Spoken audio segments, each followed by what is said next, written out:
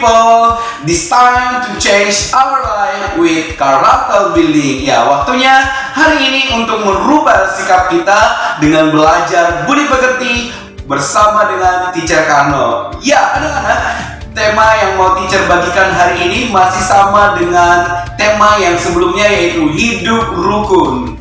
Anak-anak, hidup rukun dapat kita lakukan di mana saja, ya, baik di sekolah, di rumah, di lingkungan, maupun di gereja. Bahkan dimanapun kita berada, kita harus belajar untuk menciptakan hidup rukun. Nah, bagaimana caranya menciptakan suasana hidup rukun? Yaitu dengan memiliki rasa persaudaraan. Tentunya dengan ketika kita memiliki rasa persaudaraan, kita sudah pasti memiliki kasih. Ingat anak-anak, Tuhan menciptakan kita dengan satu tujuan, yaitu untuk melakukan perbuatan baik. Nah, perbuatan baik apa yang bisa kita lakukan? Yaitu menciptakan suasana hidup rukun dengan rasa memiliki persaudaraan dengan orang-orang yang ada di sekitar kita, di teman, di rumah, bahkan dimanapun kita berada, kita harus terus berusaha untuk menciptakan hidup rukun.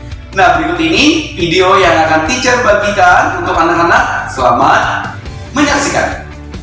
Ibrani 13 ayat 1, peliharalah kasih persaudaraan. Anak-anak, pernahkah kamu merasa kesal kepada saudaramu atau kepada temanmu? Nah, ketika kamu marah, pasti membuatmu menjadi benci, dendam, dan tidak mau ngomong kepada temanmu atau kepada saudaramu. Nah, hari ini kita akan belajar dari tokoh Alkitab yang luar biasa, yaitu Yusuf, di mana Yusuf memiliki ada 11 saudara, di mana saudara-saudaranya sangat membenci Yusuf karena Yusuf memiliki sebuah mimpi. Nah, pada satu malam hari Yusuf tertidur, dan ketika dia tidur dia memiliki mimpi, di mana mimpinya dia sedang bersama dengan saudara-saudaranya sedang mengumpulkan berkas gandum, dan berkas gandum satu, atau ada berkas gandum yang sedang berdiri tegak satu saja, dan sisanya tunduk kepada satu berkas gandum itu. Dan ketika Yusuf menceritakan itu kepada saudara-saudaranya, akhirnya saudara-saudaranya pun marah karena mereka berpikir, masa kami tunduk kepada adik kami, sehingga membuat saudaranya semakin benci kepada Yusuf. Nah, ini wajah-wajah marah ya, kita lihat. Anak-anak, mimpi Yusuf bukan hanya sekedar mimpi loh anak-anak, tapi itu akan menjadi sebuah kenyataan. Dan selanjutnya, apa sih mimpi daripada Yusuf? Yusuf bermimpi ada matahari, bulan, dan bintang, di mana matahari dan bulan ini dan bersama bintang ini akan tunduk kepada satu bintang, dan itu membuat saudaranya, bahkan ayahnya marah ya kepada Yusuf. Masa orang tuamu juga sujud kepadamu? Seperti itu ketika Yusuf menjelaskan mimpinya kepada saudara-saudaranya dan orang tuanya.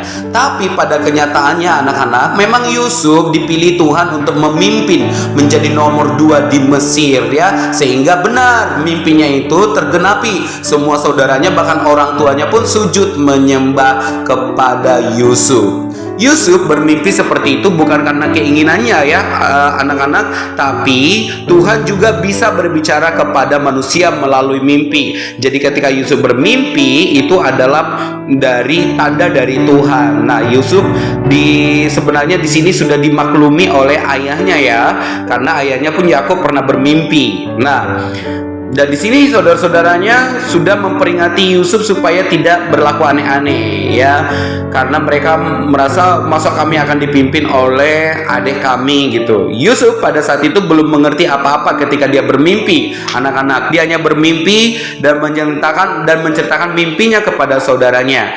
Anak-anak pasti pernah bermimpi dan menceritakan mimpinya kepada orang tua. Ada mimpi baik ataupun mimpi yang buruk ya, seperti itu. Jadi anak-anak, Yusuf ketika bermimpi dia menceritakan kepada saudara-saudaranya dan orang tuanya.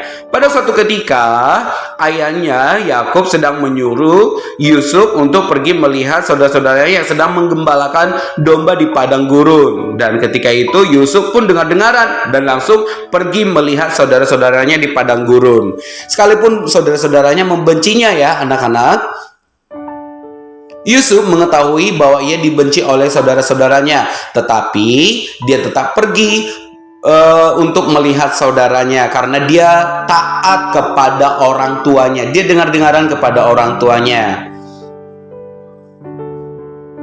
Selanjutnya kita lihat di sini bahwa Yusuf memang dia menjumpai saudaranya ya. Saat itu Yusuf masih jauh lebih muda daripada saudara-saudaranya yang sudah dewasa.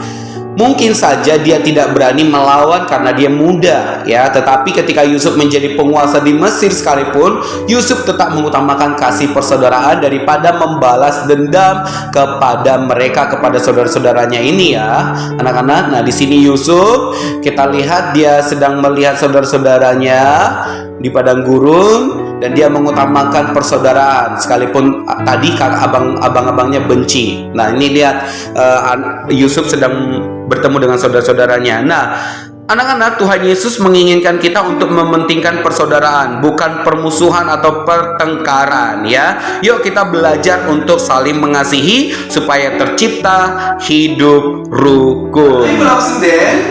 Thank you for watching our character building today. Terima kasih sudah menyaksikan Budi Pekerti kita hari ini.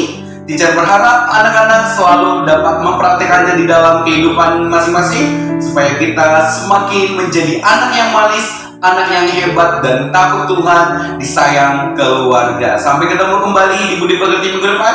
Sampai jumpa. Bye bye. God bless you all.